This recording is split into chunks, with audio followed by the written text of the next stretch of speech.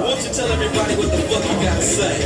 Fuck the police coming straight from the underground. The young nigga gotta... Eu sou o Hugo Albuquerque, sou da Autonomia Literária, estou aqui com o Cauê, meu sócio, a Mica também, vendendo livrinhos aqui ao lado. Tem muita coisa nossa aqui. A gente tem uma honra enorme de contar com a presença desse grande camarada, que não é só um camarada grande, é um grande camarada, que é o João, que eu tive a honra de conhecê-lo pessoalmente hoje. A Gabi Barizum, que é a nossa tradutora dessa obra. E é uma obra que, como o Vijay Prashad, que participou do primeiro lançamento dele, falou, é uma obra que chega no Brasil com quase 100 anos de atraso. E é um atraso que também se aplica, um atraso, uma omissão, que é uma grande ação de encobrimento da história da China, em grande medida. Porque a gente acaba aqui estando sujeito a um apagamento, uma série de omissões, e a gente acaba sujeito a uma grande propaganda, inclusive da parte não só de rede social, da fake news vulgar, mas também do que as nossas grandes editoras fazem em relação à China. Estou falando aqui de Companhia das Letras e o tipo de material que eles publicam a respeito da China e a visão que a gente tem dos processos históricos da China. E a gente ainda vive aqui sujeito a superstições do tipo: China explora mão de obra barata, quando o salário na China é o dobro do salário brasileiro, está o dobro do salário brasileiro. Quando a China extinguiu a extrema pobreza durante a pandemia, enquanto a gente estava morrendo aqui, não é? Então, toda essa situação e essa contradição gritante forçou a gente a, inclusive, criar um selo aqui na Autonomia Literária para tratar de China e tratar de China com pessoas que conhecem, que publicar obras factuais de gente que esteve lá, que pode dar um testemunho concreto do que é aquele grande processo histórico. E é um processo histórico que, com seus muitos méritos e os seus erros, é um projeto histórico que diz respeito à maior revolução já feita. Uma revolução feita num país que é 7 vezes maior que o Brasil, um país que sozinho tem uma população maior que todo o continente americano ou todo o continente europeu, um país que é, como Marx dizia, o fóssil vivo, né? Porque o Egito está lá, são as pirâmides, as ruínas, a arqueologia. A China não. Por alguma razão também, como civilização, aquela civilização sobreviveu e perseverou a poeira do tempo. E nesse contexto surge um movimento comunista, vibrante, de massas, que lutou contra tudo e contra todos, derrotou os fascistas do Kuomintang, enfrentou o imperialismo e continua a dar mostras de resiliência. Do mesmo jeito que Mao falava da origem do movimento revolucionário chinês com Taiping, que eram os cristãos messiânicos que pela primeira vez problematizaram a questão da terra, a questão de gênero, a questão da opressão na China, segundo o presidente Mao, foram os cristãos os responsáveis pela descoberta sensível da opressão da China. Se o cristianismo, talvez num ponto teológico, ele trata da vitória contra a morte, o comunismo é a realização prática e material e concreta disso. É vencer a morte, continuar vencendo a morte a cada momento. E é esse movimento que aqueles jovens abraçaram nos anos 30, nos anos 20, nos anos 30, fez eles percorrerem 12 mil quilômetros em um ano, percorrendo muitas vezes 80 quilômetros num dia só, atravessando geleiras, atravessando florestas, montanhas, cruzando rios e chegando lá em cima, onde a China nasceu, para liderar a união de toda a China na resistência à invasão do fascismo japonês. E venceram os japoneses, como depois aqueles comunistas venceram os fascistas, que foram obrigados, foram constrangidos em primeiro momento a resistir à invasão japonesa, que não era a vontade deles. O Estrela Vermelha trata desse período imediatamente após a Longa Marcha, quando uma série de histórias corriam pela própria China sobre o que era esse movimento comunista, como é que eles sobreviveram a essa longa marcha, quem que era o Mao.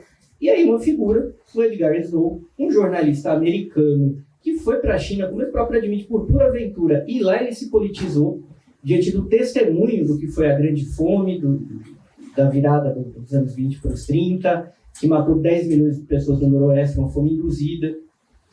E esse Snow que caiu de cabeça na vida e na luta e na resistência daquela China. E ele, na trilha de alguns outros pioneiros, como Agnes Smedley, ele é o primeiro cara que consegue entrevistar o Mao. É a primeira entrevista que se tem com Mao Zedong em qualquer língua. Porque ele pede, convence a muito custo, o presidente Mao a falar, olha, conta a história da tua vida, isso é importante porque inventam de tudo a seu respeito. É aí que a nossa história começa, com o Snow conseguindo, graças a uma grande conspiração, furar várias linhas e entrar no Soviético de Annan, lá no noroeste, pouquinho ali ao norte do Xi'an, a primeira capital, né, da China unificada, um pouco acima ali, entre o entroncamento do rio Wei com o rio Amarelo, que é onde a civilização, é um dos pontos núcleos de nascimento da civilização chinesa há milênios atrás. E o Snow consegue interpelar essas lideranças, consegue pegar uma entrevista que é um capítulo inteiro do livro, que o Mao conta da infância dele até aquele momento. É aí que o Snow encontra Zhou Enlai, ele encontra Xu Haidong, He Long, consegue fazer um relato sobre Zhu Te, que foi sempre o maior comandante militar chinês, depois foi marechal do Exército de Libertação Popular. E aí que o Snow traz em primeira mão num livro que virou um grande best-seller em língua inglesa, rapidamente foi traduzido para o mandarim também, pela sua importância para o público chinês, que às vezes lembra mais dessa obra que o público anglofalante. Essa obra é evidente que foi convenientemente esquecida hoje no mundo de língua inglesa, às vezes é lembrada para ser atacada pelo atual cenário de disputa que existe, mas naquele momento foi uma coisa que inspirou toda a geração de jovens do mundo inteiro que estavam lá, olhando muitas vezes só para a Guerra Civil Espanhola, para os desdobramentos do socialismo real na União Soviética, mas o Snow pôde contar uma outra história de falar, olha, aqui no Extremo Oriente também está rolando uma revolução e tem um processo histórico que merece ser olhado, porque isso aqui é sério. Não é um bando de meninos, ou de vendidos, ou de bandidos que estão fazendo um movimento qualquer. Muitíssimo pelo contrário. E o Snow teve um raro senso de tendência histórica, de contar essa história e de trombar esses caras lá num momento que a visão mais pedestre vai falar, isso não vai dar em nada. A China vai acabar engolida, de repente ela vai acabar, o Kuomintang vai acabar reabsorvendo os comunistas. Não vai acontecer nada disso. E o Snow foi lá e bancou isso. E o Snow, como militante também, como militante jornalista, um jornalista militante, ele ficou na China durante muitos anos da resistência ao Japão, inclusive ajudou a organizar muitas das cooperativas industriais que sustentaram a China durante a resistência ao processo de invasão da China propriamente dita, quer dizer, a China para dentro da muralha, porque a China já estava sendo invadida, perdeu a Manchúria, já havia perdido Taiwan, muito antes, décadas antes, tinha perdido a Manchúria ao longo dos anos 30 num pacto espúrio do governo fascista chinês, tentando acalmar os japoneses, tentando criar uma aliança contra os comunistas, e já tinha perdido boa parte do território da Mongólia interior, né? Mas o Snow, ele fica e ele é o responsável por essa primeira obra introdutória e tantas outras obras que ele produziu ao longo da vida, entrevistas com lideranças chinesas. Ele e a então companheira dele, a Ellen Foster, que também foi muitíssimo importante, ajudando ele, praticamente editando esse livro que ele escreveu num caráter emergencial, quanto depois escrevendo sobre o processo histórico chinês, que nos leva a esse momento atual. Talvez a China, com a grande e mais duradoura experiência de socialismo real que nós temos, e operando um efeito real que está sacudindo a geopolítica, está sacudindo essa ordem mundial, que é uma ordem colonial, como a gente pode ver. É esse fenômeno chinês que está ajudando, por vias diretas e indiretas, a confrontar a dura realidade de que países ricos, democráticos e civilizados como a França vivem às custas da exploração radical da África Ocidental. É esse mundo do colonialismo que não ficou lá atrás. É esse mundo que nos oprime aqui também, uma aliança entre a nossa burguesia e as elites imperialistas internacionais. Porque a gente gosta de pensar que isso é coisa do passado, quem fala disso é Jurássico. Mas pode ser Jurássico, mas a gente está na era Jurássica ainda aqui. Então, quando a gente está falando do Niger, quando a gente está falando do Brasil de hoje, quando a gente está falando da China atual, inclusive enfrentando um cerco, sofrendo sanções, pelas quais as potências ocidentais querem negar seu direito de desenvolvimento, é sobre essa luta daqui que a gente está falando. E é uma narrativa de uma vitória. de um movimento vitorioso e que ensina muita coisa para a gente. Ensina muito e nos anima porque ele mostra a possibilidade. Agora há pouco, o João e eu estavam lá no podcast do pessoal da AFA aqui, muito bom, vai ser em breve. Mas uma coisa que o João falou, e é muito importante entender isso, como a gente sempre... Olha, a gente está tratando de uma coisa aqui, tudo parece difícil, impossível no Brasil. Essa experiência que é narrada aqui, ela mostra não, que é possível sim, né? Todo mundo viu aqui a fala do Stedley em relação à reforma agrária chinesa lá na CPI, e aquilo podia ser até mais desdobrado, porque a reforma agrária chinesa resolveu um problema milenar de opressão no campo e de má distribuição da terra. Em 2 anos e 8 meses, mais ou menos, se distribuiu a terra da China. Então, essa experiência aqui é disso que a gente está falando, da própria prova, da própria comprovação da possibilidade histórica, da história poder ser construída, porque a gente pensa na possibilidade histórica do ponto de vista dos opressores, dos imperialistas, mas a gente esquece, a gente subestima, a gente se abate com a nossa possibilidade de transformar e mexer no curso da história, que é a própria ideia chinesa de revolução, que inclusive é muito mais antiga que a nossa ideia de revolução. Porque a nossa ideia de revolução é um termo que tem origem na astronomia e é empregado na política modernamente. Os chineses já falam em Gamin há muito tempo. E se a tradição chinesa ela é fatalista por um lado, ela é mais dialética do que fatalista. Porque se eles assumem que tudo é o destino, Gamin é a ideia da ruptura do destino. A ruptura do inevitável. E que o inevitável, que o necessário, pode ser evitado, pode ser transformado. Então, pegando essa tradição deles próprios, eles dobram a aposta no marxismo, dobram a aposta na dialética e transformam o próprio país deles e estão transformando o mundo hoje. Então, é um pouco disso que o Snow teve uma tremenda competência, uma tremenda visão, e é disso que trata esse livro. E é muito bom ter vocês aqui para tratar disso hoje.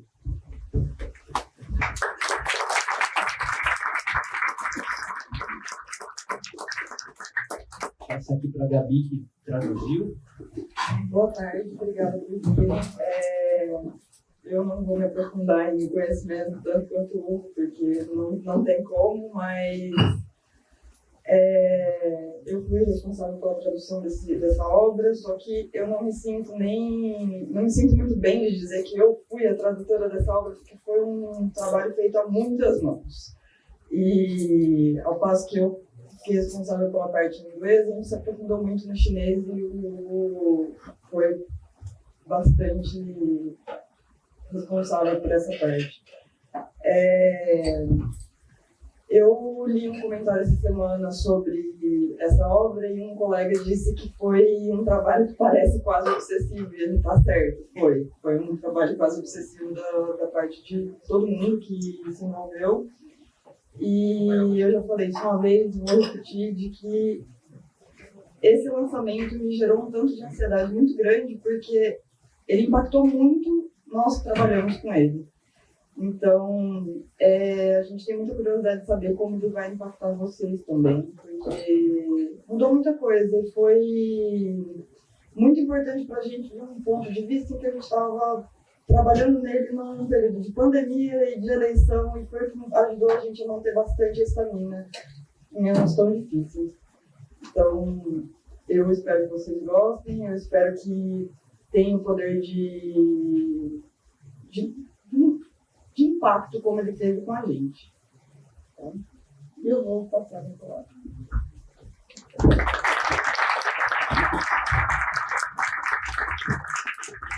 Para agradecer, né,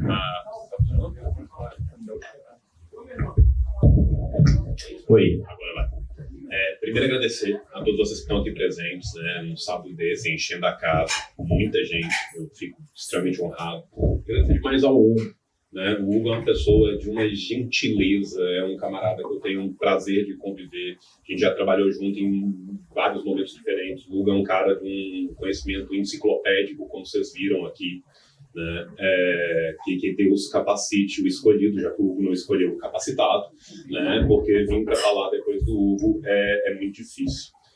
Primeiro eu quero falar do livro, da tradução e do projeto de editoração todo do livro, porque eu tive o prazer de já conseguir terminar ele na sua versão em português, e eu conheço diversas outras versões deste livro.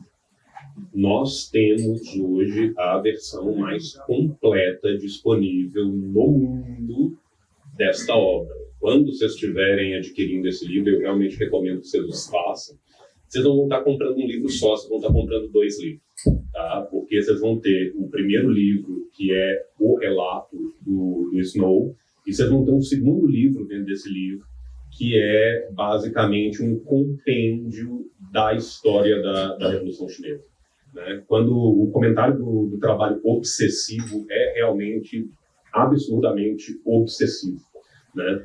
A gente tem uma pormenorização de figuras históricas, de pessoas, de acontecimentos, de datas, de tradições, que são muito importantes para a gente poder entender o texto, não somente pelo texto, mas também pelo seu contexto, né? Eu sou historiador de formação, né? O Hugo é historiador de alma, né? Fez direito porque Deus sabe o quê, né? E a verdade, gente, é que para nós que somos historiadores, eu aqui estou diante de grandes outros historiadores, como o Peixe, meu camarada está ali atrás, né?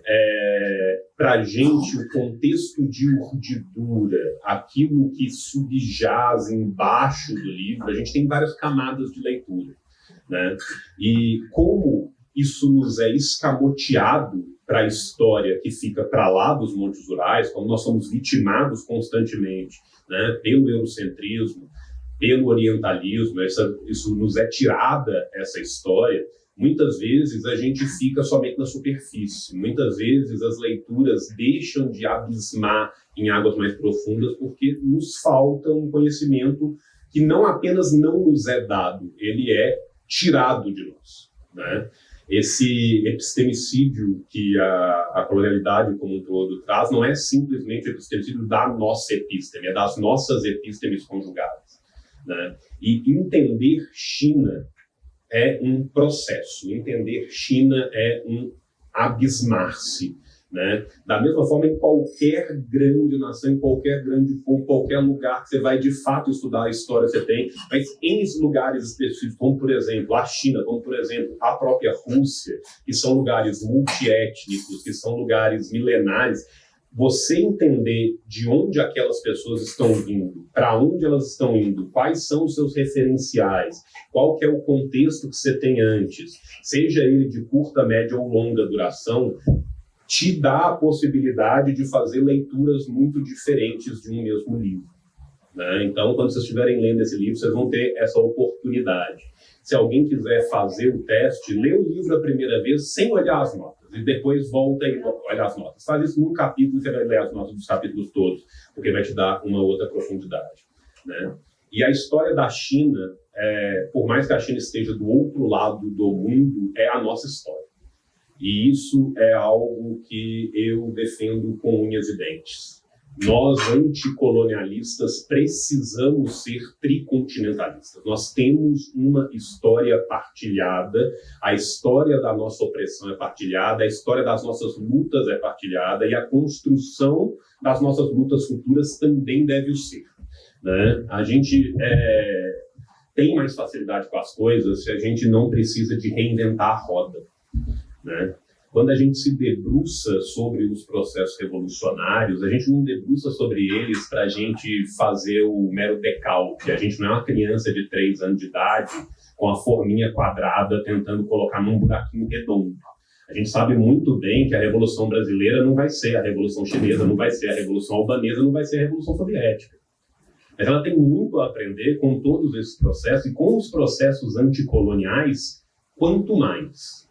E, infelizmente, a cada dia que passa, a história da China, da década de 20, de 30 e 40, ou do século XIX, nas décadas de 30 e 40, se torna mais a nossa história atual, né?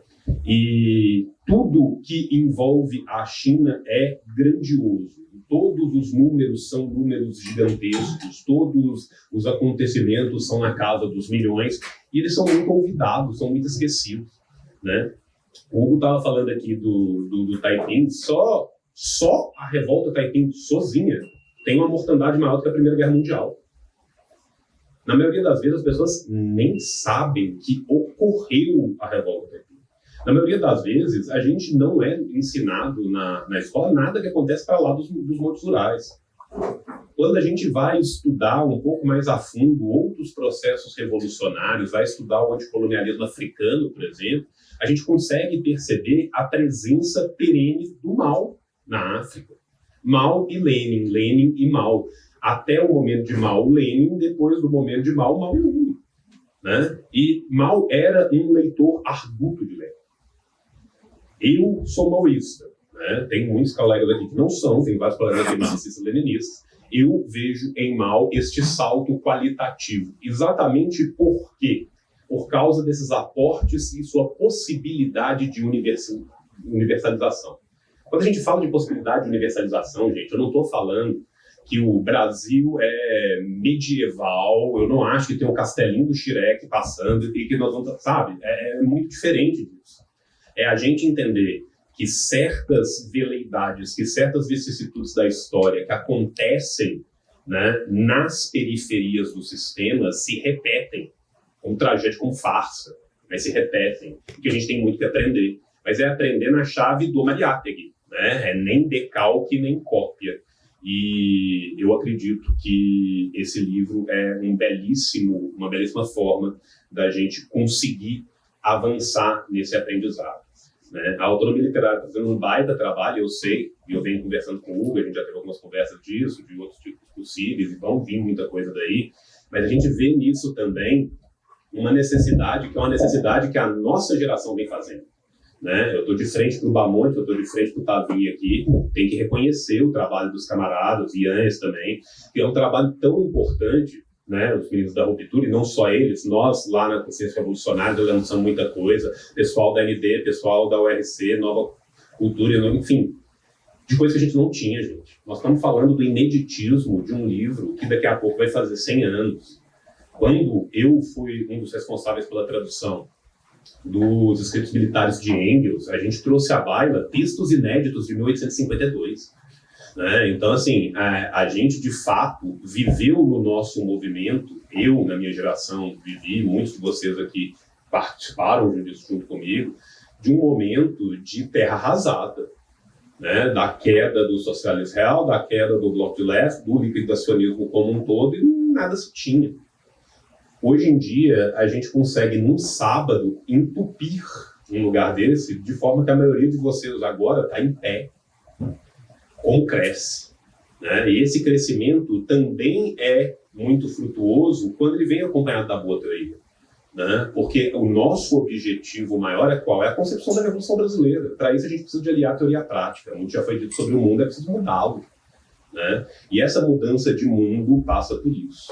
Né? Falando um pouco especificamente do exemplo chinês, eu acho, e eu estava conversando, hoje, mais cedo, eu e o Hugo, a gente estava gravando o AntifaCast, e no final perguntaram assim, resume em uma frase, né? Para mim, a frase que resume o exemplo chinês é: um outro mundo é possível. Nós estamos falando de uma nação que foi escravizada. Nós estamos falando de uma nação que foi prostituída, de uma nação que foi dividida entre, né, uma dezena de potências ocidentais, que durante um século teve sua população sujeita às barbáries mais absurdas, que, para além disso, já estava sob a égide de uma dinastia, que era uma dinastia minoritária e que trazia também um problema cultural muito grande. Num momento de grande instabilidade, o Qin já estava num momento de grande instabilidade ali no primeiro para o segundo quartel do século XIX, que passa por uma transição, né, para uma pseudo-democracia que convulsiona ainda mais essa nação e que consegue se levantar e que consegue vencer. Nós estamos falando de um lugar, gente, que as pessoas tinham uma expectativa de vida bíblica. As pessoas viviam, em média, 39 anos de idade quando se termina quando se termina, não, né? Quando a gente coloca uma data de término, porque depois de 49 você tem todo outro processo que vai continuar, a Guerra Civil vai continuar, você tem toda uma pacificação do Tibete durante os 70 e 50, enfim. Mas quando a gente chega, né, na primeira grande vitória, ali em 49, 39 anos de idade. 39 anos de idade. E não é simplesmente que as pessoas viviam 39 anos de idade. Elas viviam 39 anos de idade porque não existia infraestrutura na China. Você pega qualquer relato de viagem da China de 1840 ou de 1938 e eles vão falar a mesma coisa. Só existem 2 tipos de pessoas na China: as que vivem vidas faustosas e nababescas e as que vivem na mais extrema pobreza.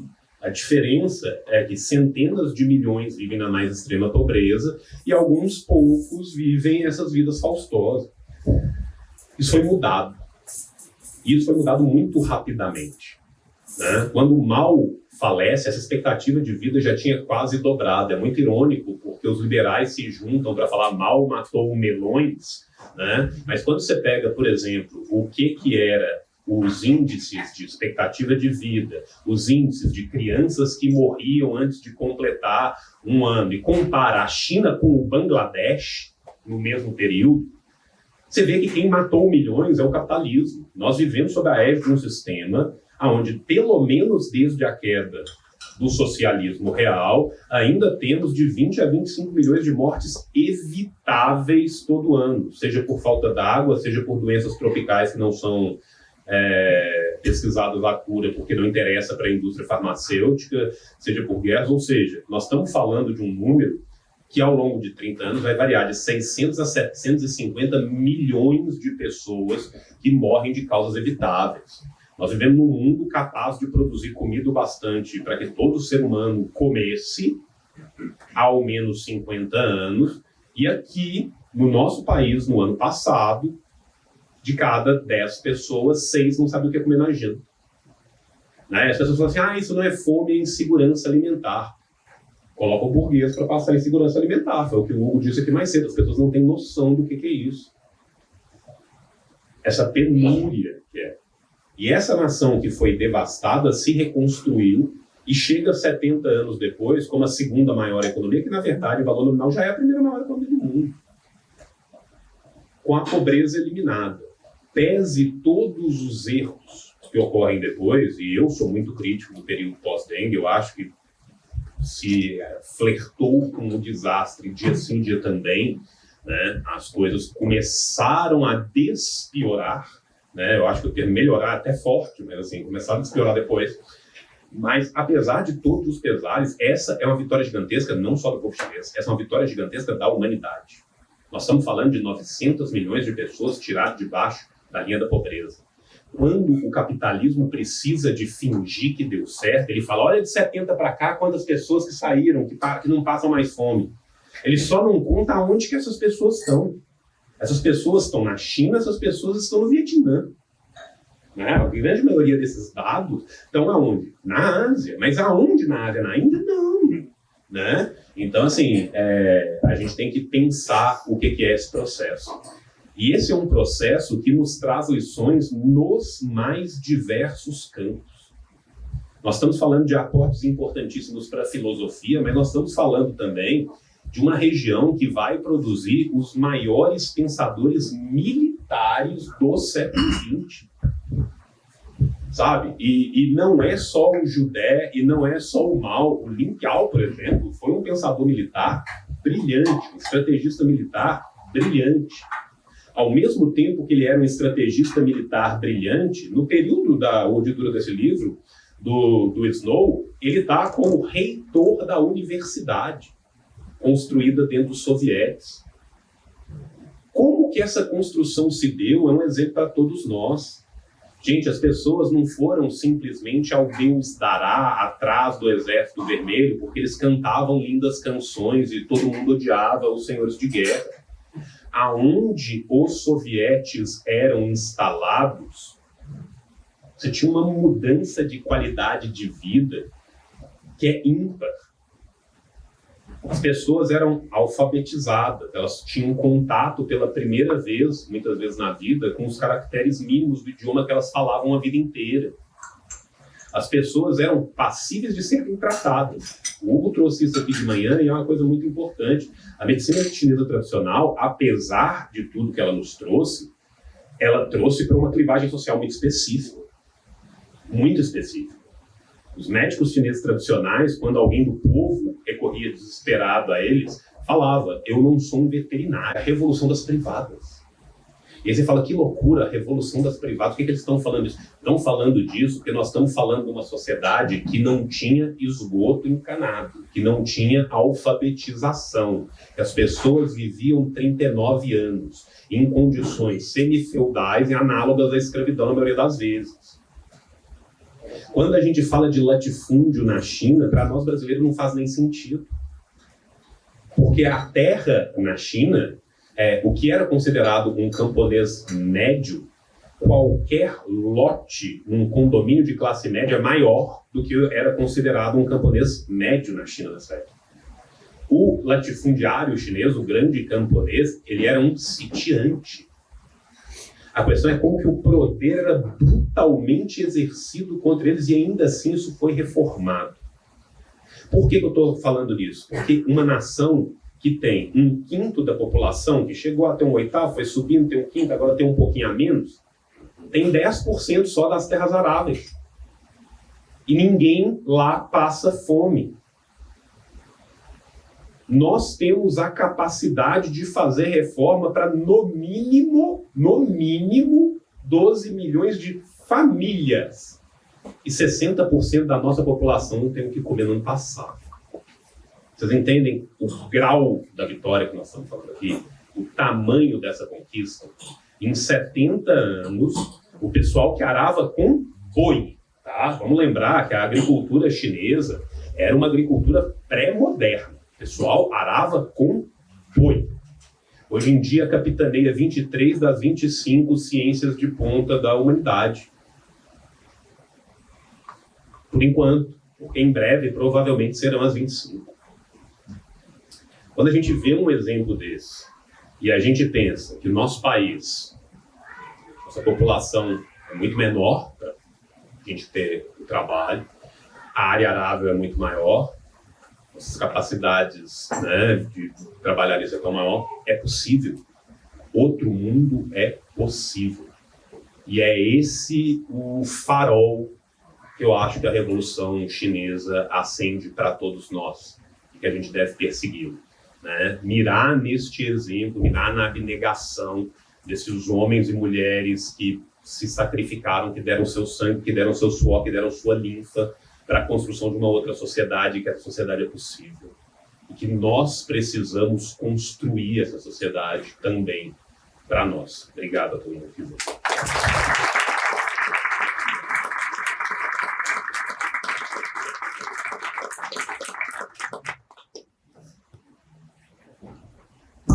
Fica até difícil falar qualquer coisa depois da fala do João.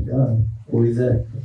Bom, vamos fazer o seguinte, abrir para algumas questões breves aqui. Hoje o João está também um pouquinho corrido, daqui a pouco ele tem de viajar, mas eu acho que cabe a gente fazer um bloquinho aqui de umas 3 perguntas, depois a gente faz e a gente vai se alternando aqui e respondendo. E depois das perguntas, gente, eu juro que eu vou tirar foto com todo mundo.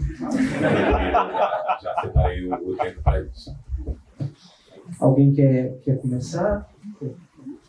Ali? Pode vir. Vem aqui para frente. Não, tranquilo. O microfone chega no centro.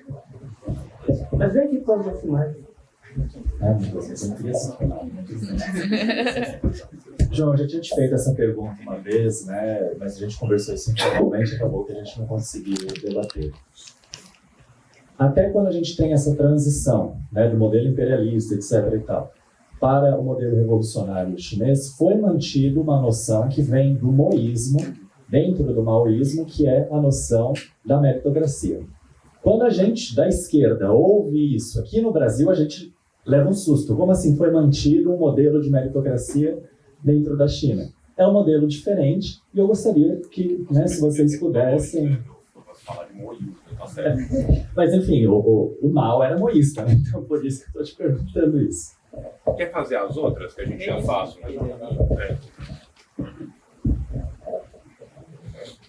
Opa, boa tarde, João. Eu queria fazer uma pergunta em questão de historiografia. Eu sou historiador, tenho em Anhas aí, ótimo curso dele, inclusive estou fazendo ele lá na classe esquerda, sobre historiografia asiática. Há pouco que a gente sabe sobre historiografia asiática aqui no Brasil. eu fiz curso de História, você fez curso de História, aí a gente tem uma historiadora aqui. Aqui no Brasil a gente não fala de Ásia, não fala. A gente não sabe que a Revolução Mongol aconteceu, a gente não sabe a importância dela, que salvou, óbvio, história contrafactual nunca funciona, mas a Revolução Mongol vai ser capaz de, em parte, parar o Japão na Segunda Guerra Mundial. Antes do período em que nós chamamos de Segunda Guerra Mundial, certo? Enfim, eu queria saber sobre as revoluções asiáticas, Filipinas, Indonésia, falar do Partido da Indonésia, que era o maior do mundo, né? Até ser brutalmente assassinado. Eu queria saber, tem mais projetos de vocês e tudo mais, em busca, inclusive, do Congresso de Baku aqui, você assina por Não assino, claro. queria saber se tem mais projetos, porque a Ásia sempre foi um mistério, não no bom sentido, foi sempre aquele mistério orientalista aqui, especialmente no curso de História. Obrigado. Tem mais alguém?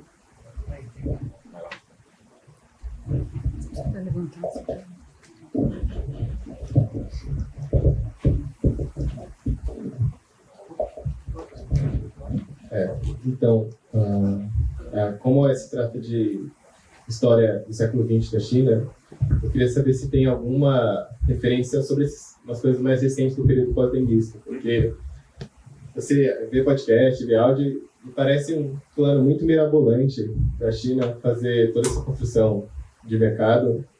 E aí eu queria saber se basta ver as atas do Congresso, para saber se foi de propósito mesmo. Será que é só uma disputa? Algum texto assim?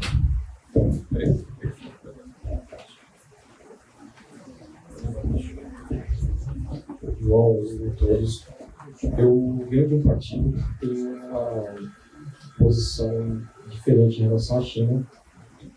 Há uma discussão muito grande a respeito da China, na verdade, ser um país capitalista e, no momento, um país imperialista. Eu gostaria de saber qual o seu pensamento a respeito disso e o que a gente tem para defender uma posição ou a outra, porque, segundo eles, há fortes evidências de que a China se tornou capitalista e imperialista.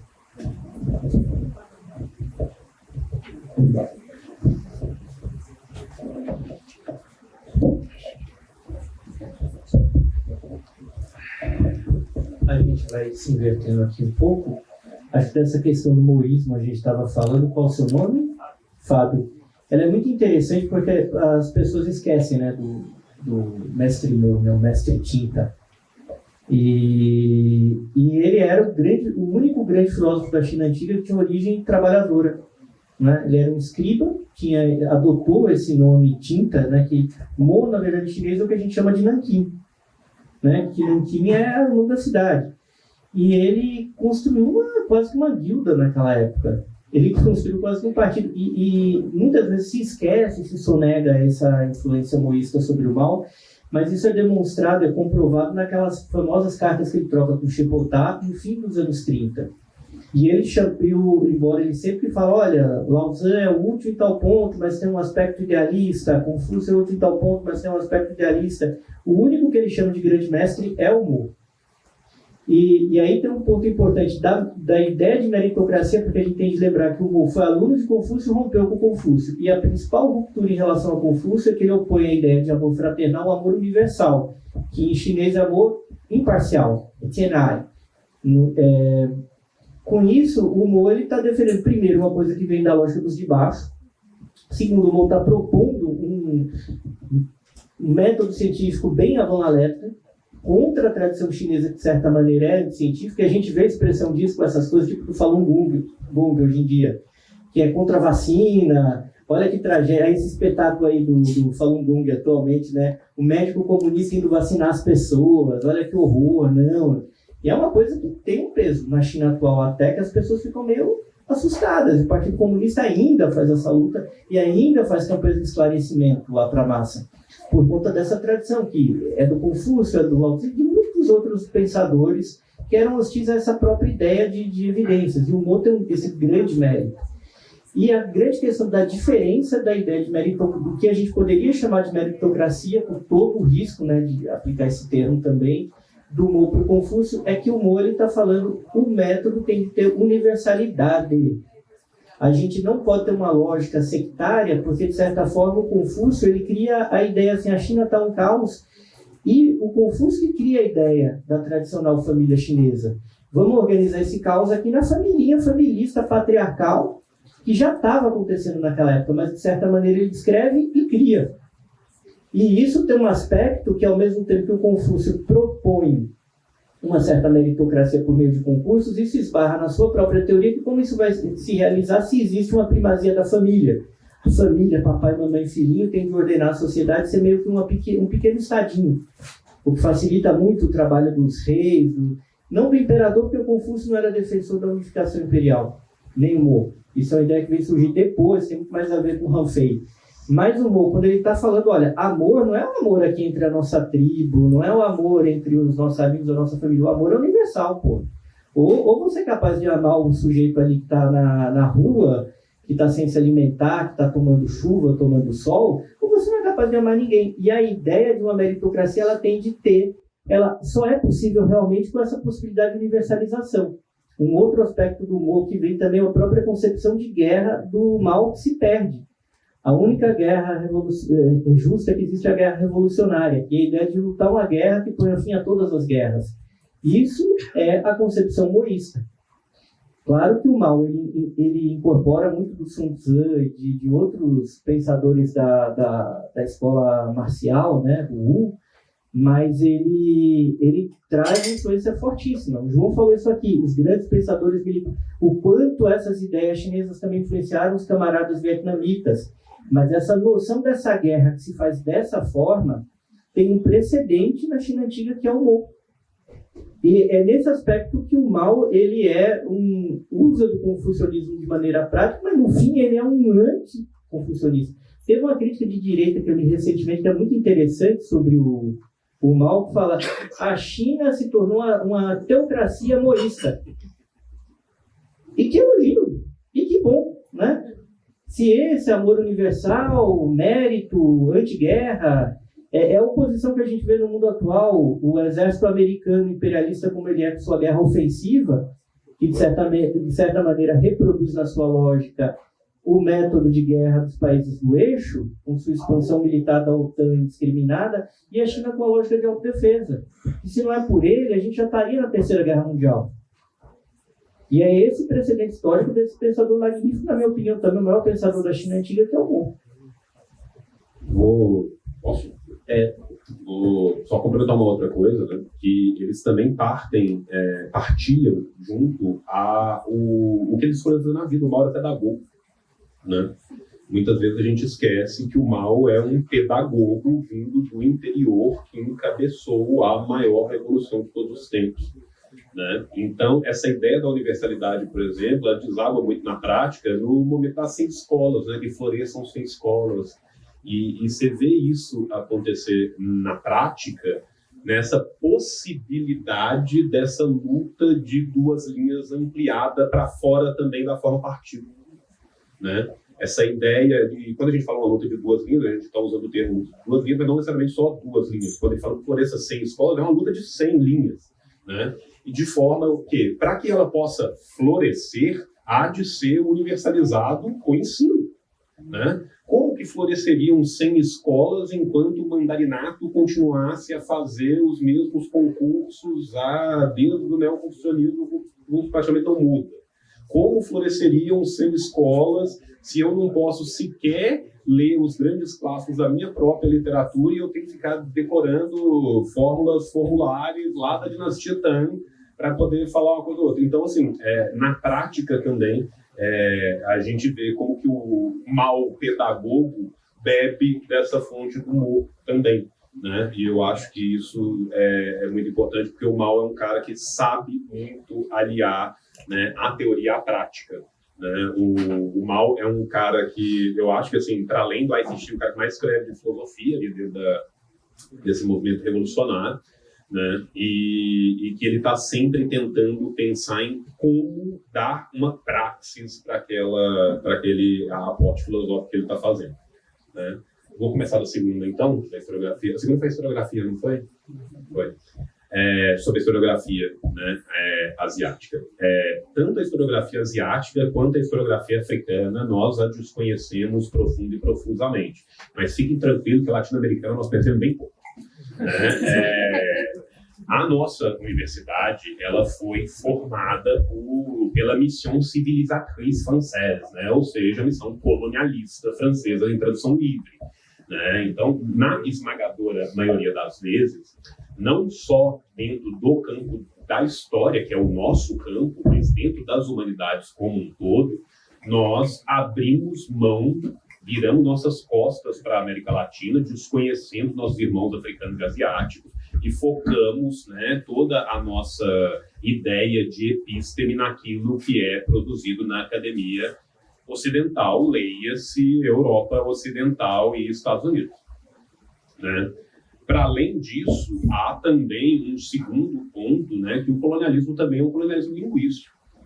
Né? A historiografia que é na língua inglesa, que é a língua franca hoje, ela acaba indo mais longe. Tanto que quando a gente pensa numa, entre aspas, virada decolonial, o que é a primeira grande historiografia asiática que vai chegar para nós? São a versão historiográfica do estudo subalterno. Por que o subalterno chega para nós? Porque o indiano é forçado a escrever em inglês. Né? Então, muitas vezes, a gente deixa de ter este contato que vem crescendo de pouco a pouco. Né? A academia vem mudando. Eu me formei há praticamente 20 anos atrás. Eu não tive a matéria de África e eu não tive matéria de Ásia.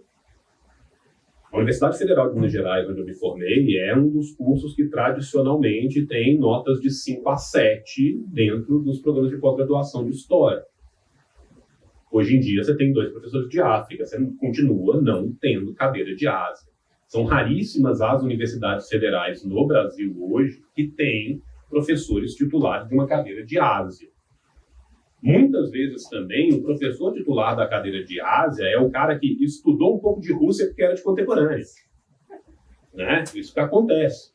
Então, assim, falta uma formação muito grande e falta isso porque isso nos é escamoteado. Porque também quanto mais a gente estuda, e aí eu vou entrar na outra pergunta para já entrar nos outros processos revolucionários, mais a gente percebe o quanto eles estão umbilicalmente ligados. Né? Você falou da Revolução na Mongólia, né? O Ulaanbaatar, né? Importantíssimo, encontrou com Lenin, morreu de exaustão ao meio da Revolução e foi seguido por Jologin Choibalsan. Jologin Choibalsan evitou que o imperialismo japonês batesse na portinha da Rússia. 6 anos antes do que a gente chama de Segunda Guerra Mundial na Europa. O teatro de guerra asiático, ele começa no início dos anos 30. Só que a gente chama de guerra mundial só quando chega na Europa. Né? Então, assim, a gente vê até como, né, a nossa nomenclatura é uma nomenclatura colonizada, é uma nomenclatura imperialista. Né? O caso da Indonésia é um caso muito emblemático porque é um caso de um dos maiores assassinatos que ninguém nunca ouviu falar. Né? Nós estamos falando aqui de milhões de pessoas que foram brutalmente assassinadas para evitar uma revolução, para evitar que a Indonésia se tornasse comunista. Né? Em números menores, algo muito análogo também vem sendo cometido nas Filipinas. O Partido Comunista das Filipinas vem lutando uma luta abnegada há décadas e décadas e décadas. José Maria Sison, um dos maiores nomes do nosso tempo. É um dos maiores nomes do nosso campo, uma pessoa que precisa de ser conhecida e que muita gente não conhece. O método Jakarta aqui do Beres, que é muito importante, né? Tese alguns momentos, né, que a gente tira o homem dos Estados Unidos, mas não tira os Estados Unidos do homem, né? Comentando sobre o socialismo real, a gente pula, mas assim, é um livro importantíssimo, importantíssimo, porque as pessoas não conhecem. E esses movimentos, eles se espalham pela Ásia inteira, eles se espalham pela África inteira, eles se espalharam também pela América Latina inteira. E nós também não conhecemos nem os da África, nem os da América Latina. Gente, Granada está aqui do lado. A gente muitas vezes não sabe o que foi a Revolução em Granada. Uma ilhota que foi ocupada pelos Estados Unidos para não se tornar Nova Cuba, porque ela ficava perto bastante. Né? Então, assim, é muito importante trazer isso. Existem projetos nisso? Existem projetos, existem coisas sendo feitas já. Né? Hoje em dia, pelo menos no Partido Comunista das Filipinas, a gente tem muito material já disponível em português, né? Pelos meninos da Nova Cultura.info traz muito material. Né? O movimento, por exemplo, na Índia também, que é muito importante, né? Sharma-Jundar, né? Toda a luta naxalita que depois vai descambar na luta por Dandakarani, né? Tem algumas coisas que já estão traduzidas, que já são disponíveis. Mas a verdade é que falta muita coisa. Né? Falta muita coisa. A Autonomia trouxe o livro do Bess, que é importantíssimo para a gente entender Indonésia, entende. Né? E ainda falta. Por exemplo, eu estou com uma tradução que eu particularmente estou fazendo do italiano para português, que é de um livro sobre a Revolução da Mongólia, né? Que chama Socialismo na Estepe. A gente não tem. A gente simplesmente não tem nenhum livro em português sobre a Segunda Revolução. Qual foi a Segunda Revolução? A maioria das pessoas nem sabe, às vezes, que teve uma Revolução na Mongólia. E ela, como eu disse, foi importantíssima. Então, assim, vários projetos estão sendo capitaneados, né? E hoje em dia a gente ainda tem uma sorte maior de ter mais pessoas e cada vez mais gente entrando. E essa é uma luta que a gente precisa de expandir esse fronte cada vez mais. A quarta pergunta foi... Sim, da questão do imperialismo chinês, né? Capitalismo imperialismo chinês. O que acontece? Fazer qualquer análise reducionista da China é muito difícil, né? A China, ela é muito complexa. E a luta de duas linhas é uma luta que continua. O próprio Mao falava isso. O Mao falava que não seria da noite para o dia que a transição se completaria, que seria ter idas e vindas e voltas e que haveria disputa, né? E sempre foi muito enfatizado a ideia de continuar a luta de classes mesmo durante a transição para o socialismo. Eis a revolução cultural aí, para que eu não esteja mentindo sozinho, né? Na minha visão, e aí é uma coisa muito passível de interpretação de cada um.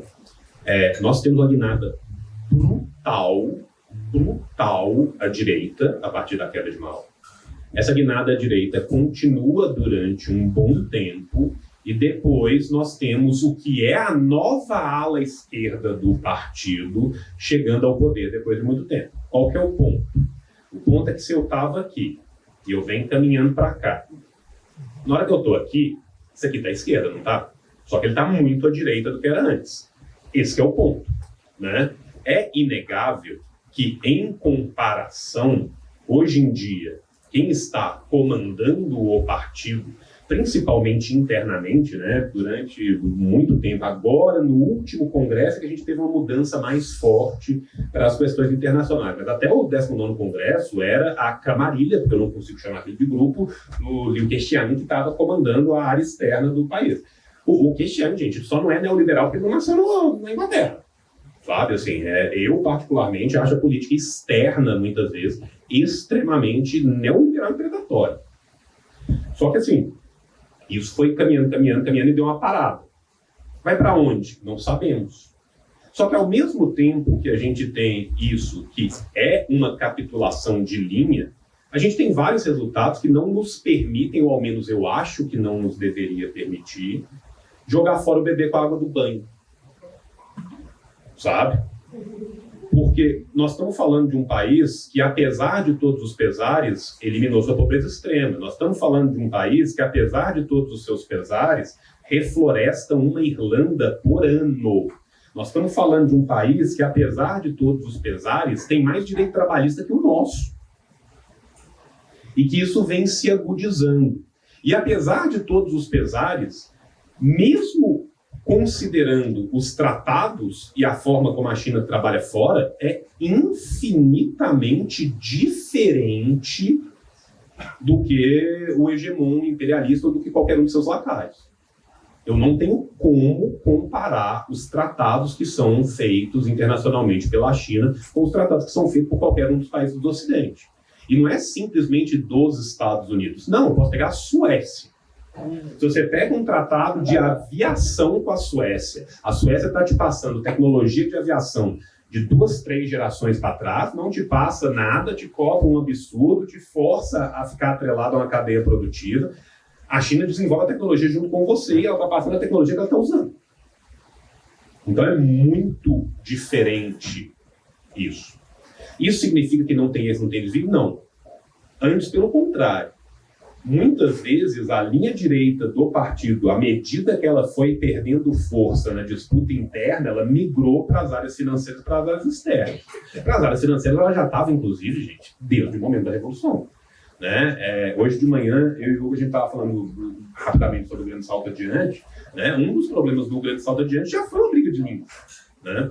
E, então, assim, a gente tem que ponderar sobre isso. Né?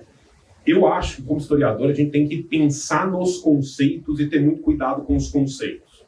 Né? Qual que é o conceito de imperialismo? Se eu for pegar o conceito de imperialismo, conforme Lenin define o conceito de imperialismo, eu consigo bater todos aqueles itens ali, ou eu consigo bater pelo menos a maioria dos itens para falar e resumir no mesmo guarda-chuva a China e os Estados Unidos? Eu, pelo menos, não acredito.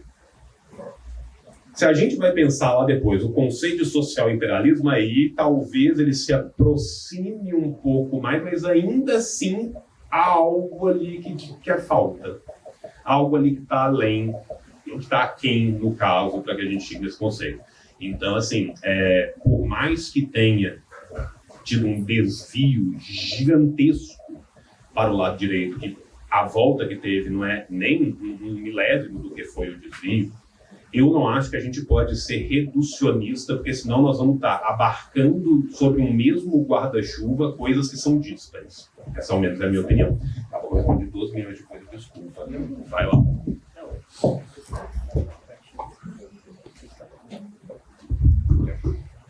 Eu acho que nesse aspecto de imperialismo, só complementando um pouco, a gente tem que ter uma série de características. Não é análise dizer que alguém é imperialista para o bem ou para o mal. Eu acho que isso que o João colocou é importante dizer. O desvio de direita, eventualmente, ele não vai caracterizar alguém como imperialista, que a gente precisa preencher algumas categorias objetivas. Por exemplo, o domínio da moeda, o domínio da língua, o domínio da cultura. Quer dizer, a gente é bombardeado culturalmente, não é pelo mandarim, a gente desconhece. A China é o maior parceiro comercial do Brasil e a gente sequer é lá muito convidado, não é nem obrigado, convidado a entender o que é um ideograma. E muitas das pessoas que comentam coisas da China nos jornais são pessoas que não conhecem um único ideograma, por exemplo. Então, quer dizer, como seria uma potência imperialista que tem uma relação com o Brasil e, ao mesmo tempo, nós desconhecemos detalhes, a ampla maioria dos brasileiros desconhece detalhes básicos do mandarim. Porque do inglês não é assim, por mais que o brasileiro não fale inglês como outros povos falam, a gente é bombardeado com cultura americana, dublada na televisão aberta, a gente ouve música em inglês, todo mundo ouve mesmo sem entender o que é exatamente aquilo. Os filmes que inundam os nossos cinemas, inclusive em prejuízo ao cinema nacional, são filmes americanos. Né? O que a gente tinha de rede de cinema no Brasil até bem pouco tempo atrás era Barbie e Oppenheimer. Não tinha nada. Quantos filmes chineses lotam? Alguma vez, algum filme chinês, olha que tem filmes muito bons lá, por algum acaso, trancaram alguma sala de cinema no Brasil e pediram a divulgação e exibição de um filme nacional? Nunca aconteceu isso. Eu não me recordo também de nada cultural da China na televisão aberta. Talvez o Tigre e o Dragão passou uma vez, mas é tudo muito remoto. Quer dizer, então que imperialismo é esse que não chega? Outra é a própria simetria. A China consegue ter ganhos maravilhosos, mas ela ainda é um país cuja PIB per capita é um pouco maior do que o do Brasil. A China ela acaba tendo um IDH, um rendimento social, seu produto econômico alto, por esse detalhezinho chamado socialismo. Não é que a China é ultra rica, né? Muito pelo contrário. Agora, tem todos esses detalhes. A China tem um salário que é o dobro do Brasil. O dobro. O salário médio da China é o dobro do poder de compra ao nosso. Hoje. E eu não acho que os chineses eles obriguem tratados desiguais. Ultimamente eu me voltei um pouco mais para olhar o que está se passando na África, acho que boa parte de vocês aqui também. E, gente, o que a França faz com o Niger, como é que o Niger fornece 40% da energia da França e nem 20% da população de lá tem energia elétrica. Nem para o Macron chegar e falar, olha, tudo bem, eu vou te explorar aqui, mas eu vou fazer um Bolsa Família e fazer um luz para todos aqui. Isso eles fazem, né? Isso é imperialismo. Controlam a moeda dos países africanos, né? Na prática, o franco CFA, que antes era o franco das colônias francesas da África. Eles ressignificaram a sigla, virou Comunidade Financeira da África. É uma brincadeira isso. Né? E o Macron está ameaçando invadir o Niger. E aí, como é que vai ficar a retórica agora? Hã? Vai invadir por quê? Porque o país não quer mais fazer uma troca desigual? Quantas minas de urânio tem na França? Nenhuma. Você sabia que a França é a terceira maior exportadora de urânio do mundo? O ouro também. O Canadá, o simpático e democrático Canadá. O que faz o Canadá no Congo? O que faz? Agora o Traoré travou o envio de 200 quilos de ouro que foi extraído lá no Burkina Faso, que nem ia entrar na contabilização. Não é assim, vai ser contabilizado no PIB do Burkina Faso. Não. Vai ser retirado e já vai entrar direto na contabilidade do PIB canadense. Como boa parte da riqueza extraída brutalmente no Chad, na República Centro-Africana, vai para a França. E já entra lá. Se as estatísticas todas estão falando que a França é a terceira maior produtora de urânio, ora, diabos, aquilo é uma colônia. Você está dizendo que o Nigéria é uma colônia. Ele é, em termos práticos. E isso é imperialismo, mas não é um imperialismo diretamente francês, porque a França exercendo aquilo, mas dentro de um sistema que é encabeçado pelos Estados Unidos da América, que tem a maior base de drones do mundo, em Niamey, no Niger, e que controla via esquema do G7 da OTAN. Né? Então, a gente vive num mundo que é unipolar, mas que tem uma contradição vinda desse sul global e que, sem dúvida alguma, é liderado pela China.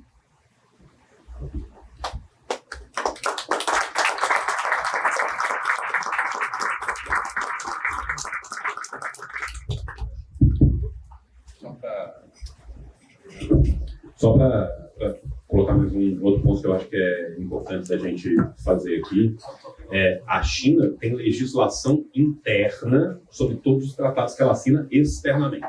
Tá? A legislação chinesa fala que a China não pode cumprir ou fazer ou assinar qualquer tratado que seja ilegal perante as suas leis internas e perante as leis internas daquele país. Os outros não fazem isso. Antes, pelo contrário. Né? O que a gente vê normalmente acontecendo das potências imperialistas é o estupro legal do país. Um exemplo muito claro foi a Copa. A FIFA chegou e falou assim, não, eu vou fazer aqui, eu quero isso, vocês vão mudar essa porra aí, se vocês não quiserem, eu vou embora e foda-se. Aqui na África do Sul também. Sim. Lá pior ainda, é tribunal de exceção. Sim. Assim, tribunal de exceção por tribunal de exceção é Israel. Né? Então, assim, mas é isso que a gente está falando. Uma coisa é quando o Canadá, você visita o Canadá, outra coisa é quando o Canadá visita você. Né? É muito diferente. Então a China não faz isso. Entre mentes, o que acontece muitas vezes? Às vezes, certas coisas não são ilegais perante a legislação daquele país. Então, por exemplo, né, estou eu aqui com a linda camisa do Remo, um salve para os meus camaradas do Pará. Se você for ver o porto que está sendo construído lá, e que está sendo uma construção capitaneada pelos chineses, parte dele está sobre território que é o quê? Território disputado, território de povos originários. Só que na letra fria da lei, não tem a posse ainda. Às vezes, uma mineradora despeja num rio algo que pode levar um problema a um povo qualquer. Só que na letra daquela lei local, aquele grau de despejo está correto. Então, entende como que também isso é passível e permeável de exploração? Tá? Só para deixar claro que as coisas são muito mais complexas, às vezes, do que, né, a gente pensa sobre ele no momento. Porque, às vezes o cara fala assim, os caras são imperialistas, tudo é, só eu que não sou. Então, assim, as coisas são mais complexas do que isso. Né? Só para a gente pontuar isso aqui. Pessoal, sim, vamos mais uma rodadinha aí. Pode uma pergunta mais? Pode, claro. Vem pra cá, fala no Vem pra cá. microfone que está sendo filmado. Também. Oi? Oi? É a pergunta do período calvinista. Mas assim, desculpa. Tá? Deixa eu só responder a desculpa. Então, falta muito material de China contemporânea no Brasil. Às vezes a gente tem mais material bom é óbvio que a China contemporânea também, né? Mas assim, de história recente da China, às vezes falta mais um pouco. Tem alguns livros muito bons em inglês que foram feitos, né? Eu gosto muito do livro do Harpal Brar, acho ele muito bom. Na Foreign Language Press tem um livro do... eu esqueci o nome dele, que chama From Victory to Defeat, que é muito bom também. Para mim, são os dois melhores balanços que a gente tem, né, dentro do marxismo-leninismo, do marxismo-leninismo-maoísmo, sobre a China contemporânea. Mas nenhum dos dois ainda tem tradução. Qual que é o problema? O problema é que, às vezes, nós somos poucos seres humanos para muitos livros a serem traduzidos, né? O Harpal Brar é um cara que eu tenho no meu zap. O Harpal Brar me manda fotos de tiozão dele fazendo as coisas com o filho dele. Então, com o Harpal Brar eu consigo fechar direito do livro com mais alguma facilidade, né? Então, assim, são livros que a gente pretende ainda conseguir essa tradução, de trazer para o Brasil. Mas é muita coisa, cara. É muita coisa que nos falta. Então, assim, às vezes falta este bom material aí para nós. Você quer comentar alguma coisa No período D é interessante ler a Isabella Weber, pela bibliografia que ela traz. O Elia Jabur aqui também tem uma contribuição muito boa também à parte econômica e entendimento. E eu acho que o livro da Isabella Weber é interessante porque ela traz uma série de bibliografias chinesas, e aí dá para achar mesmo a China pela China. Por exemplo, estava lendo lá o Chen Chao, que é um cara que ninguém falava, e na verdade o que a gente entende pelo significante Deng, né? É uma série de outros pensadores ali da China. Eu acho que o Xue é o principal deles, que elaborou a Reforma e a Abertura. E é interessante a argumentação que ele usa. Eu discordo, mas é o livro canônico da chamada Reforma e Abertura, e ele faz uma crítica interessante. Acho que em alguns momentos, é claro que ele vai ali exagerar nas tintas, dizer que a Revolução Cultural necessariamente foi um grande fracasso. Tem pontos lá dele que, enfim, não é direito de interpretação, é fato que está errado. Porém, a maneira como ele justifica a construção da Reforma e Abertura é algo que tem que ser lido para entender o que é aquilo. Que é simplesmente voltar a preconizar o desenvolvimento das forças produtivas em vez de tentar mudar as relações de produção. E talvez esse seja o grande dilema e a grande questão do marxismo, do comunismo, da revolução. Lembrando que é outro livro de 50 anos de idade, né? Esse é outro. Ele é de 79, esse livro. Eu estou lendo a edição de 83, que ele está em inglês, e é completamente desconhecido. A gente fala de Reforma e Abertura no Brasil. Teve um livro, teve outros economistas que ajudaram a estruturar a Reforma e Abertura, mas não sistematizaram tanto o pensamento. O Chen Chao, ele escreveu um livro de 350 páginas e nada. Não se fala sobre ele aqui no Brasil. Então, isso é parte desse problema, mas eu acho muito interessante entender também o que é isso. O que é o significante do Deng? É entender que o Deng também não foi um líder como Mao. Ele liderava um grupo de 8 anciãos, que o pessoal até brincava na China, os 8 imortais, né? Um paralelismo com o taoísmo. Mas era o Patai Wanlao, né? O grupo dos 8 anciãos, e eles tinha uma ala esquerda lá também. E Shanian era, Shen Yun, eles brigavam entre si. O pai do Xi estava lá, e era considerado meio com uma ala de centro, meio com uma ala de direita, o Xi Zhongxun. E o Xi Zhongxun criou as zonas econômicas especiais. Por um lado, elas são, mas isso aqui é o capitalismo na China. Por outro lado, foi um meio que a China desenvolveu de conseguir se integrar com o mercado capitalista global sem se tornar capitalista. Era preciso isolar aquilo para produzir o que eles imaginavam, querer esse choque produtivo. Mas eu acho que esse problema da China está num diapasão. Eu acredito que a gente tem que preconizar a transformação das relações de produção, mas a gente não pode perder de vista o desenvolvimento das forças de produção. Senão a gente cai num vazio que pode dar um problema. Nesse sentido, na China eu concordo muito com o Shen Yun, que é um dos poucos também que tem origem proletária lá em Xangai, mas é um pensador muito interessante de fazer essa oposição à esquerda à Reforma e Abertura. Dependesse do Shen Yun, talvez a Reforma e Abertura seria uma Reforma e Abertura vermelha. E não foi. Quase que foi uma coisa bem pior que isso, pelas mãos aí de pessoas que eram objetivamente liberais. O Chao Ziyan, para mim, era objetivamente liberal. O Deng nem tanto, mas o Deng governava ao centro com muito carinho pela direita, até que ele foi tungado em um dado momento. Mas é interessante notar também isso que o João colocou aqui, que tem uma transformação a partir do 18º Congresso com o Xi. Porque o Xi fala, ó, isso não é isso é público, né? Fala, pera lá, a coisa vai descambar, o trem vai descarregar. Ou se muda essa parada aqui, ou a coisa vai para o espaço. E ele conseguiu manter essa mudança no 19º Congresso, e no 20º Congresso teve uma vitória ampla. Ele nomeou todo o Politburo. Porém, agora a resistência é por fora do Politburo. E não brinque, o grande livro ainda a ser escrito da China atual é a luta de classes na República Popular da China. Porque hoje o pau está comendo. E não está decidido ainda, não. Apesar de uma vitória, digamos, da esquerda no Congresso. Pode? Vamos para ele primeiro, ele aqui, você em seguida. Eu estava vendo essa semana que mais ou menos 20% da população chinesa tinha virado classe média alta, 40% da população estava em classe média. Todo esse sucesso de tirar a população para elevar a sua classe e ser muito baseado em consumo ainda também, né? Tipo, o que a China está fazendo do ponto de vista assim, cultural para que todas essas pessoas que estão se tornando uma classe média alta, por exemplo, como acontece no Brasil na família de bem, o Slayer conservador, todo mundo, quanto mais bem sucedido sobe, mais se torna conservador as pessoas. E se tem uma revolução cultural contínua para Manju.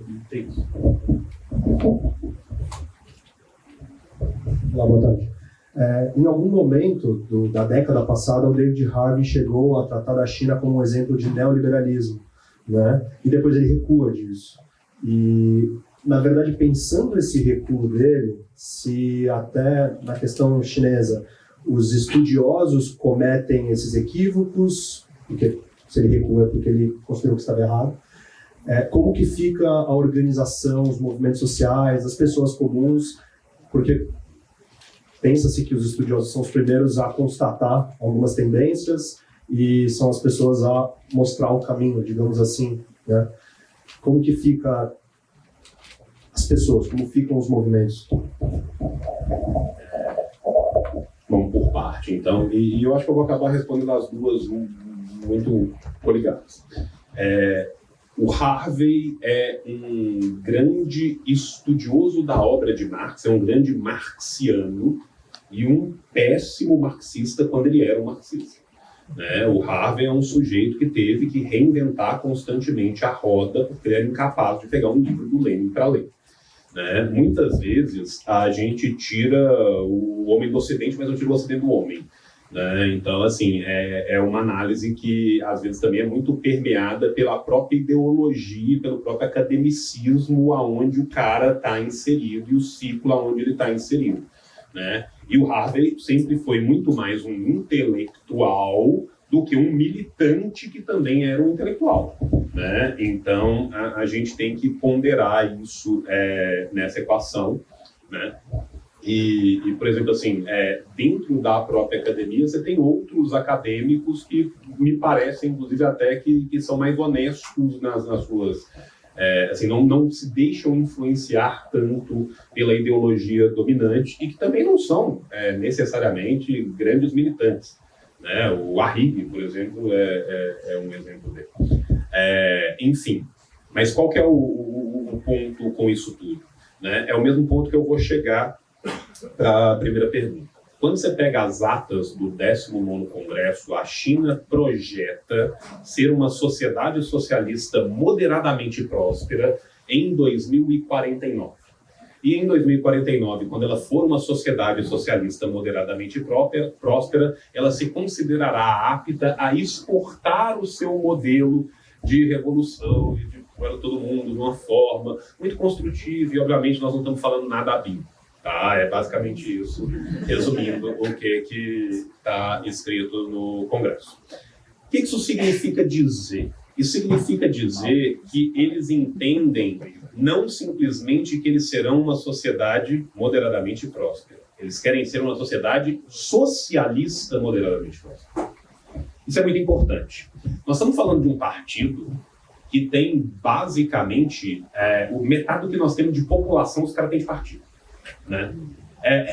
Os números mais são sempre absurdos, mas é isso. Nós estamos falando de um partido de mais de 110 milhões de pessoas, um partido revigorado, um partido que vem voltando a crescer.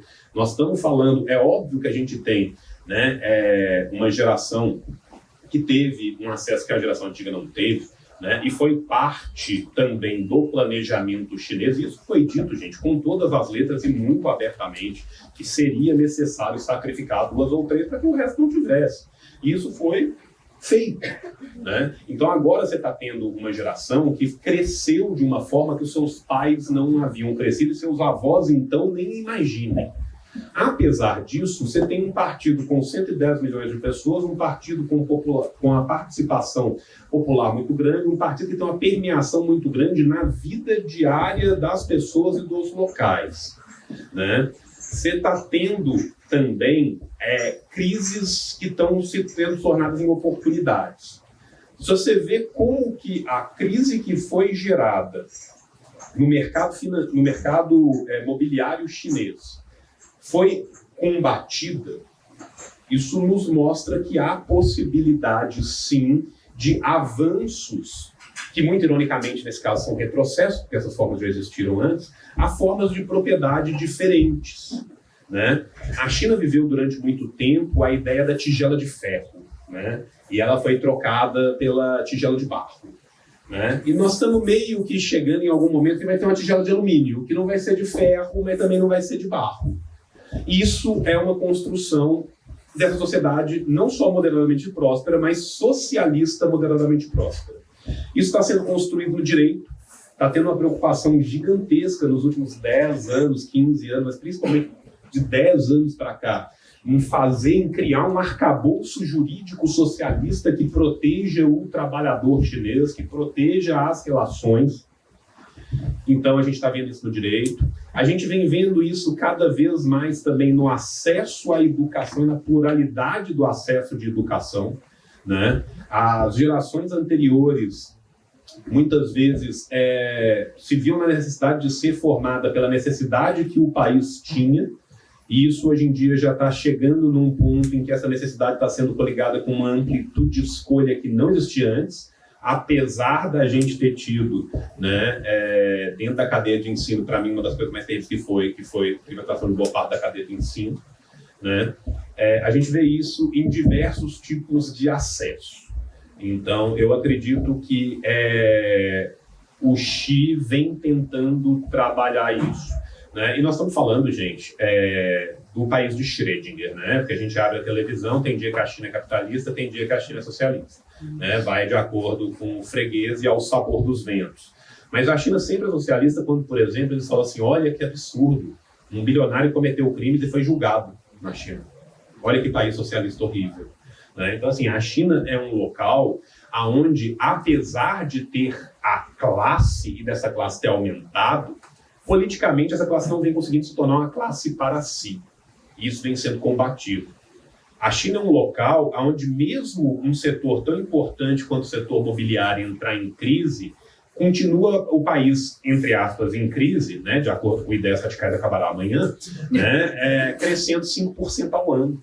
A crise da China é um crescimento de 5% ao ano. Por quê? Porque o controle estatal do mercado financeiro permite com que isso não vaze no restante da economia, né? Então a gente vai vendo, quando a gente começa a estudar mais, vai vendo, né, como se dão essas práticas diferentes, né, que essa é uma luta em aberto que tem disputa, mas que a gente vê alguns bons movimentos, né, em direção a uma construção que talvez mantenha a China na sua transição, né? E aí, assim, o pessoal ficava brincando com o Lenin da NEP, né? A China, a NEP de 1000 anos, o pessoal estava brincando. Gente, os chineses não têm pressa, tá? A concepção de temporalidade do asiático é muito diferente da nossa. Nós somos brutalmente imediatistas. Eu tenho uma colega minha de trabalho já aposentada do Itamaraty, que ela serviu em Pequim no final da década de 70. Né? Ela pegou final de 70 e começo de 80. No começo de 80, próximo a Pequim, se acharam algumas cavernas, escavações que eles estavam fazendo, né, e que tinha algumas coisas arqueológicas muito interessantes. E eram aparentemente 6 cavernas de alguns reinos antigos e tal. O que eles fizeram? Eles abriram uma para ver o que tinha e selaram as outras 5. E eles decidiram que 100 anos depois eles veriam o que eles iam fazer com as outras 5, porque aquilo é um tesouro do povo chinês e cabe ao povo chinês no futuro decidir também. Você consegue imaginar no Ocidente alguém achar alguma coisa arqueológica e abrir um cesto dela e falar, não, daqui a 100 anos a galera que está lá decide? Né? Então é isso. Então a gente tem que entender também que a gente está trabalhando numa outra concepção temporal. Né? Eles passaram o século da vergonha, né? Eles não têm um século ainda da revolução. Olha onde que eles já chegaram, imagine onde chegarão. Né? E normalmente, e isso eu estava comentando com o Hugo, que é uma coisa engraçadíssima, a China conta para onde ela vai chegar. A China literalmente fala, no ano tal nós faremos isso. O que ela erra normalmente? Ela costuma fazer um ano antes e uma coisa melhor. Mas assim, tirando essas pequenas discrepâncias, ela literalmente anuncia, no ano X nós chegaremos em Y. Né? E é isso, por quê? Porque o planejamento, e aí eu vou concordar com meu querido Elias, né,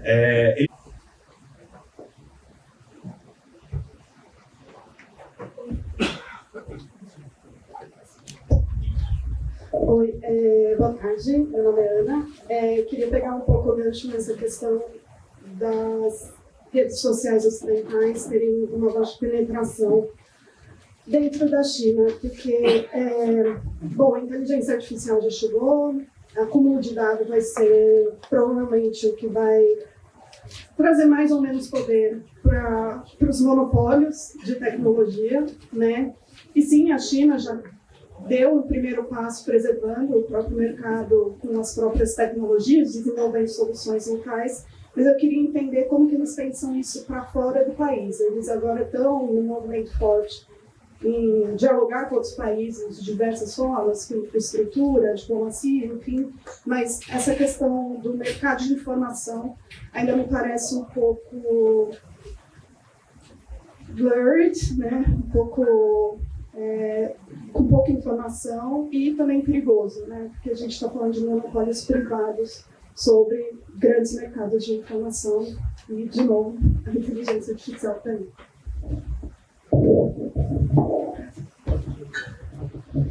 Então, né, primeira coisa, né, a China conseguiu algo que é muito digno e muito laudável, que é ter soberania telecomunicacional.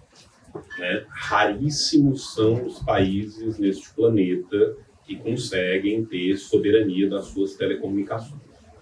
Isso é algo que a gente não tem e isso é algo que nós todos deveríamos almejar. Né? Então, assim, partindo da parte interna, que bom que a China tem. Né? Agora, quando a gente vai pensar em como uma ética de mercado é colocada a partir da reforma e abertura, né? Que é aquela ideia, não vamos abrir a porta, né? Vamos abrir a janela, mas colocando uma tela. Se eu não me engano, a frase inclusive do pai do Chico.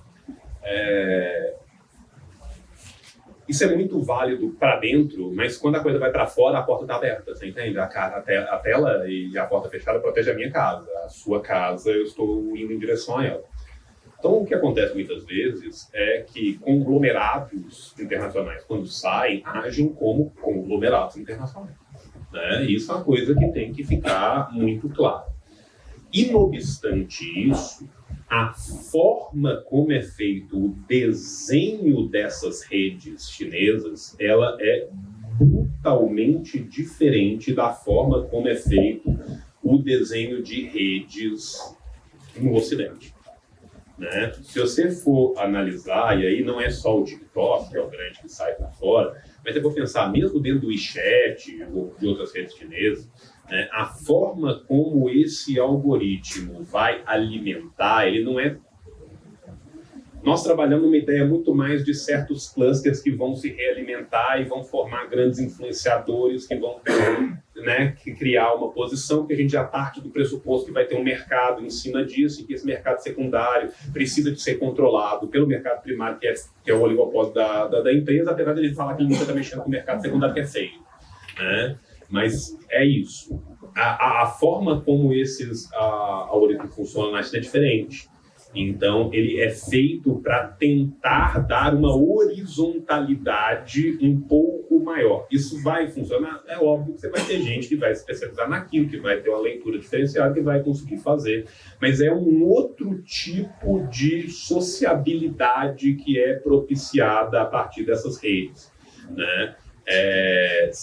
É muito comum você ver pesquisas que são feitas, né, com infantes no Ocidente perguntando qual que é o seu sonho quando você crescer, ser youtuber.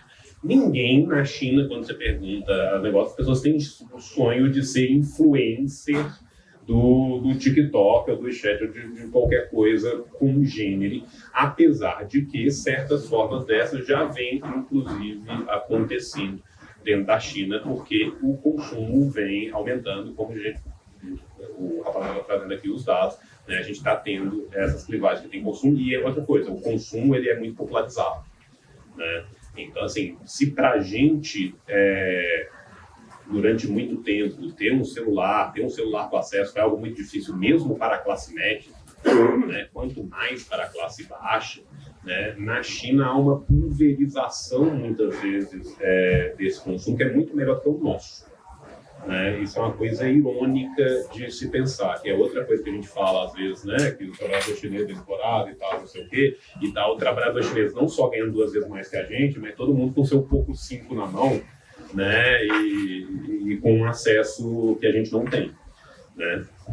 Ainda assim, a gente tem que entender que esses grandes conglomerados são empresas, e empresas capitalistas que os negócios estão fazendo para dar lucro.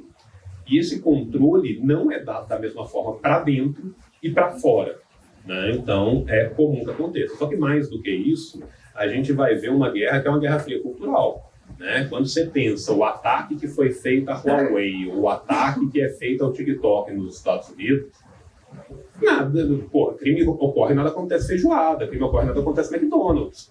Né? Porque quando era o Facebook fazendo 10 vezes pior, o pessoal estava batendo pau. Né? Quando era o mesmo Meta, mesmo Facebook, não só na eleição estadunidense, mas no Canadá, apagando todos os posts, enquanto o pessoal tratorava, os mineradores tratoravam os povos originários canadenses, né? O nosso querido presidente estava muito ocupado escolhendo meias bonitas para usar no G7. Né? Então a gente tem que entender que isso vai se dar uma disputa também, que vai ser uma disputa do próprio imperialismo, né? Para não deixar que vaze culturalmente também essa outra influência, né? Porque a Guerra Fria cultural também continua. E eu acho que é importante isso que o João colocou também, a gente imaginar também que figuras gigantescas, né? São esses proprietários aí de redes sociais no Ocidente, e como eles são players, foram fundamentais, por exemplo, para a eleição do Bolsonaro em 2018, né? A gente fala de fake news, mas a gente esquece que tinha uma estrutura montada lá dentro de tudo que é da Meta, e tudo bem, né? No fim das contas a gente está discutindo, mas o Bolsonaro com a sua estrutura trapaceou o jogo, mas e como é que essas empresas privadas, elas não viram isso? O WhatsApp não via isso, o Facebook não via isso. O Facebook mudou seu algoritmo por conta de manifestações também, né? Aquilo não interessava, não pode ser de controle. Mas permitiu que o bolsonarismo e a extrema-direita em vários lugares do mundo opere e discute eleições com vantagem contra outros campos. Então, como isso anda junto aqui? Tem muitas questões na China também. O modelo chinês é muito melhor, eles construíram um grande sistema de redes lá. Mas houve sabotagens, por exemplo, quando eles estavam forçando a galera a romper com a coisa da Covid-0. Foi uma sabotagem interna na China, porque um dos posts que viralizou e que criou um pânico por conta daquele incêndio lá no Xinjiang, que não era real, que as pessoas não foram trancadas, tinha uma série de questões que os bombeiros chegaram logo, mas a rua era apertada, aquilo aconteceu dentro da China, né? E dentro de uma rede social, em tese, para não ter esse tipo de coisa. Mas uma grande disputa pela governança é uma disputa em relação a essa arena comum, que são essas redes sociais, onde nós somos trabalhadores delas, trabalhadores gratuitos, explorados totalmente. Tudo que a gente faz pelo Twitter, pelo Facebook, diretamente é trabalho totalmente explorado. E como ainda por cima essas redes têm estruturas que manipulam a opinião pública mundial de um jeito que a TV nunca imaginou, de um jeito que a gente nunca poderia supor. A sociedade do espetáculo na terceira dimensão. Tem a questão da China também, mas a questão da China está colocada em outros marcos, até da governança pública em relação àqueles bens comuns, né? As redes sociais enquanto um bem comum, como a água. E como não pensar dessa maneira? Eu acho que os chineses eles vão ter de enfrentar algumas questões ali. Me chama a atenção esse episódio negativo.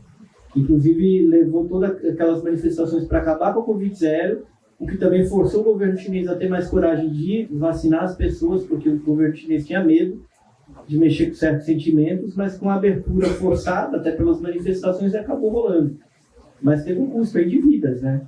Mesmo com a China controlando, salvando vidas pra caramba ao longo da pandemia, isso não foi uma coisa que veio do governo, pelo menos da liderança do governo.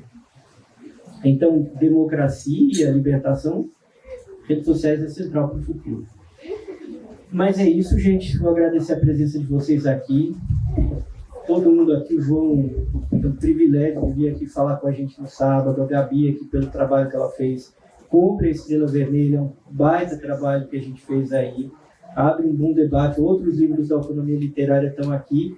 Agradecer a presença de vocês. Vamos tomar aqui uma cerveja, uma água, um suco. E é isso, pessoal.